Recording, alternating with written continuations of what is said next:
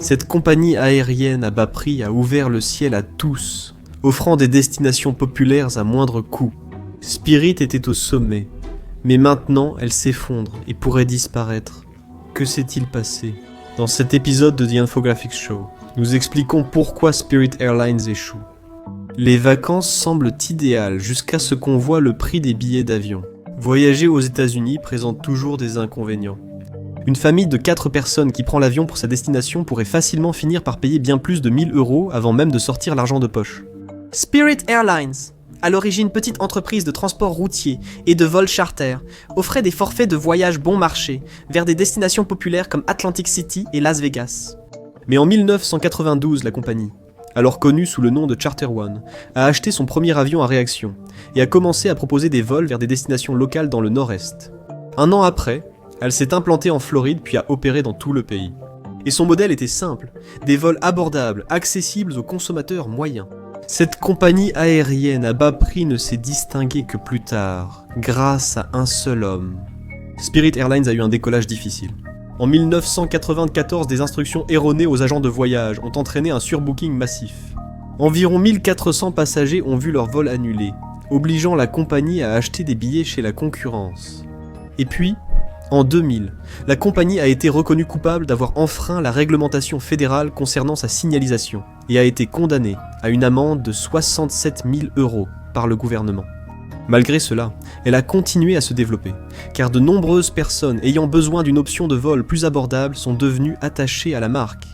Cependant, la concurrence croissante, notamment avec l'arrivée de compagnies à bas coût comme Frontier et Allegiant, rendait toujours difficile l'atteinte de la rentabilité. Le nouveau président-directeur général a estimé qu'il fallait viser bas avant de viser haut. Ben Baldanza est devenu président de Spirit en 2005, puis président-directeur général en 2006.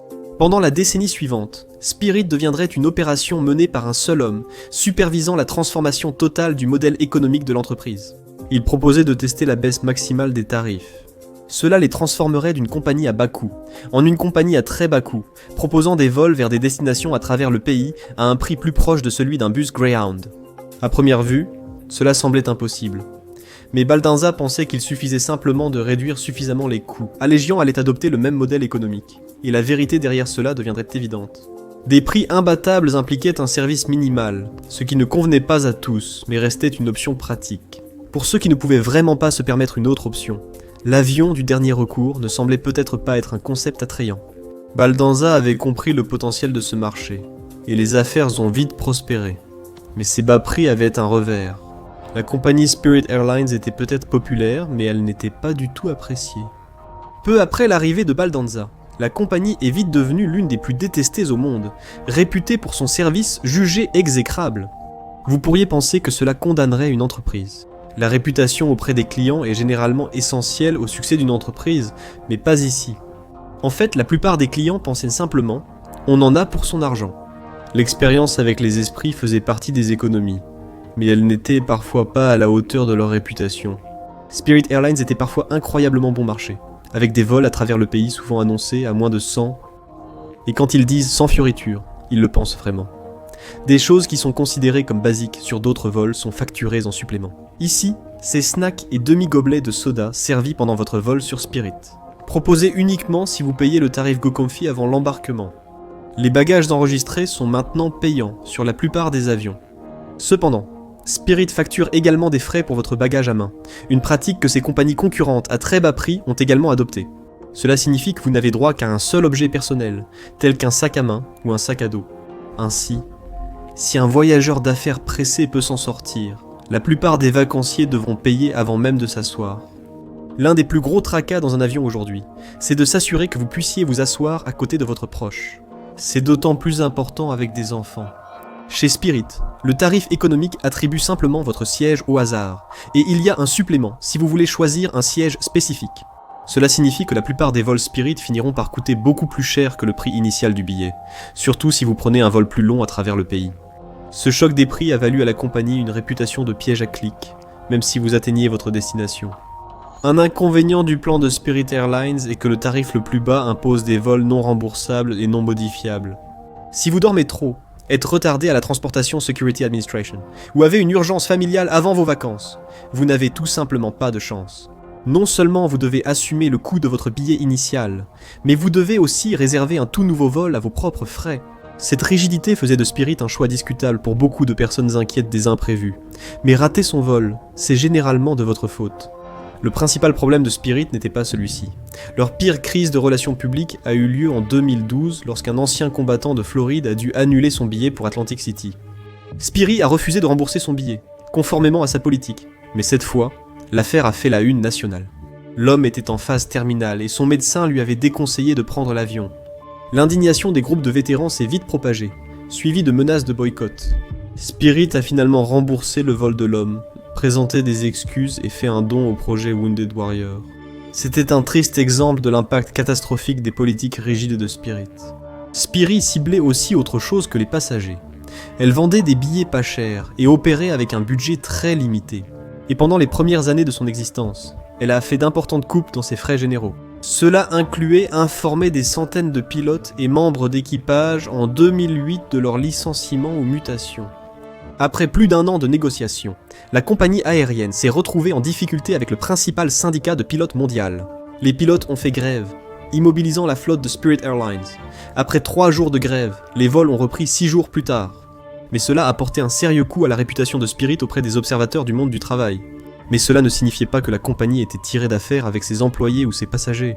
Spirit devait maintenir des coûts bas, ce qui signifiait qu'elle fonctionnait avec un personnel réduit au strict minimum. En général, elle manquait de renforts pour assurer la ponctualité en cas d'urgence.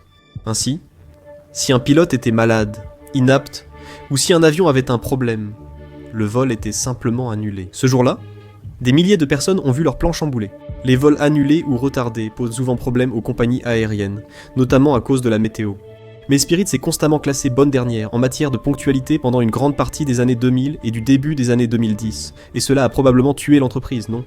Eh bien, c'est difficile à croire, mais Spirit Airlines a prouvé qu'une entreprise peut connaître un immense succès, même si personne ne vous aime vraiment. Elle a fait ce qu'elle avait promis, pour la plupart, en proposant des vols à des prix défiant toute concurrence, et la stratégie de Baldanza a été considérée comme un succès révolutionnaire. L'entreprise a tellement progressé qu'elle a choisi d'entrer en bourse. En 2011, elle a été introduite en bourse à 12 $ par action, puis a atteint plus de 84 $ en 2014, devenant l'une des actions aériennes les plus prometteuses, ce qui rend sa chute d'autant plus surprenante. Aujourd'hui, Spirit Airlines n'apparaît plus en bourse. Retirée de la cote en novembre 2024 lors de la faillite de l'entreprise. Mais elle s'était déjà effondrée, ces derniers jours en bourse autour de 30 centimes par action. De nombreux investisseurs ont tout perdu avec cette compagnie aérienne à bas coût, passé d'un symbole d'économie à celui d'une catastrophe financière. La compagnie aérienne vole encore aujourd'hui, mais son avenir reste incertain, et beaucoup s'interrogent sur sa rapide déchéance. Et c'était une histoire pleine d'arrêts inattendus. Au début des années 2010, Spirit s'était solidement imposée dans le secteur des compagnies ultra low cost, mais elle faisait face à une nouvelle concurrence. Spirit, Allegiant et Frontier se livraient toutes une bataille pour conquérir ce segment du marché, et Spirit commençait à paraître de plus en plus désespéré. Certaines de ses tactiques, comme mettre des publicités sur ses avions et gérer un site web rempli de pop-up, n'ont fait qu'aggraver sa mauvaise réputation. Mais tant que le cours de son action restait élevé, beaucoup pensaient que les actionnaires ne se souciaient pas de l'image de l'entreprise. Les actionnaires n'étaient pas d'accord, et à la surprise générale, Baldanza a été évincé de son poste de président-directeur général en janvier 2016. Ce fut un grand choc, étant donné qu'il avait largement contribué à créer Spirit Airlines telle que nous la connaissions, et que l'entreprise n'avait pas vraiment d'image sans lui. Le nouveau président-directeur général Robert L. Fornaro venait d'une ancienne compagnie aérienne à bas coût, AirTran, qui avait été rachetée par Southwest. Fornaro était un dirigeant d'entreprise très expérimenté, avec une expertise dans les fusions, et il n'a pas perdu de temps pour changer les choses chez Spirit, afin de rendre l'entreprise plus attrayante. Donc, une fusion était-elle en préparation ? Parmi les premières initiatives prises par Fornaro, il y a eu le partenariat avec le Disney Institute, le programme de formation de la célèbre méga-entreprise. L'objectif était de proposer à tous les employés de Spirit une formation en service client. Il souhaitait que l'entreprise soit plus accueillante et fiable. Un de ses principaux objectifs était d'améliorer la ponctualité de la flotte, et les résultats ont été surprenants. En 2015, elle était dernière. Fin 2017, l'entreprise était désormais 2e au classement général, juste derrière l'incontournable Delta. Elle a également reçu d'excellentes critiques pour ses procédures de sécurité, et ils ont même recommencé à rendre le vol agréable. Fornaro a démissionné après moins de 2 ans, remplacé par le directeur financier Ted Christie qui a continué la modernisation. En 2018, Spirit a été la première compagnie aérienne à bas prix à proposer le Wi-Fi haut débit, désormais essentiel en vol. On doit activer le mode avion à chaque vol, mais on ne peut jamais vraiment se déconnecter. Faut bien prendre tous ces selfies dans l'avion pour Insta, non ? La décision de Spirit d'ajouter du Wi-Fi haut de gamme sur tous ses avions d'ici l'année suivante a été considérée comme une grande avancée, pour concurrencer les compagnies aériennes haut de gamme. Alors que les années 2020 approchaient, tout semblait bien sous la nouvelle direction. Mais l'histoire en a décidé autrement. Au cours des derniers mois de 2019, la société a pris d'importantes décisions, notamment l'annonce d'un nouveau siège à Dania Beach et l'achat de 100 nouveaux avions. Ils envisageaient un avenir prometteur, puis tout s'est écroulé.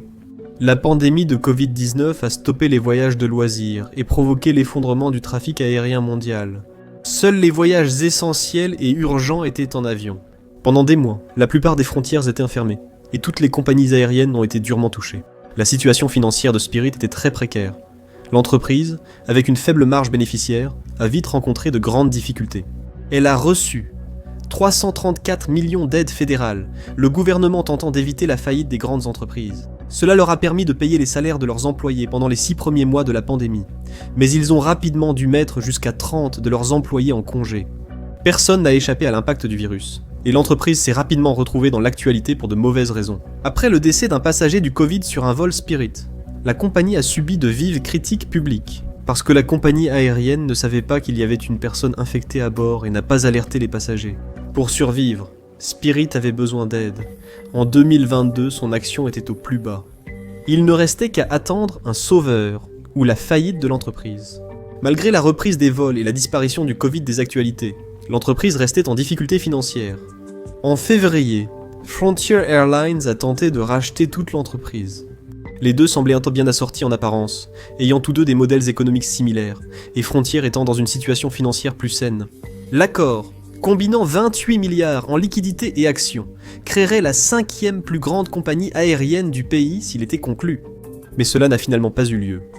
Les actionnaires de Spirit n'étaient pas satisfaits de l'accord, le jugeant pas assez avantageux financièrement. Les régulateurs et les passagers étaient également inquiets. La fusion de ces deux compagnies à bas prix aurait réduit la concurrence et supprimé l'incitation à maintenir le service actuel. Les actionnaires ont rejeté l'accord, maintenant Spirit indépendante alors qu'elle cherchait un nouveau repreneur et sortait de ses difficultés financières.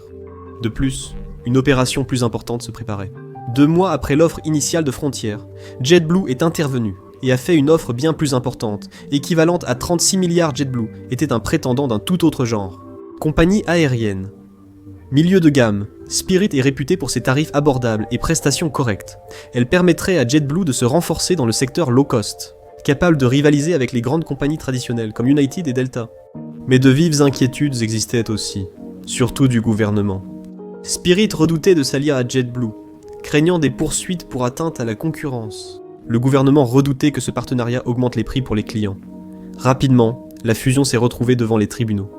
JetBlue a accepté une offre améliorée en juillet 2022 et les actionnaires de Spirit ont validé l'accord. Mais le ministère de la Justice a intenté un procès.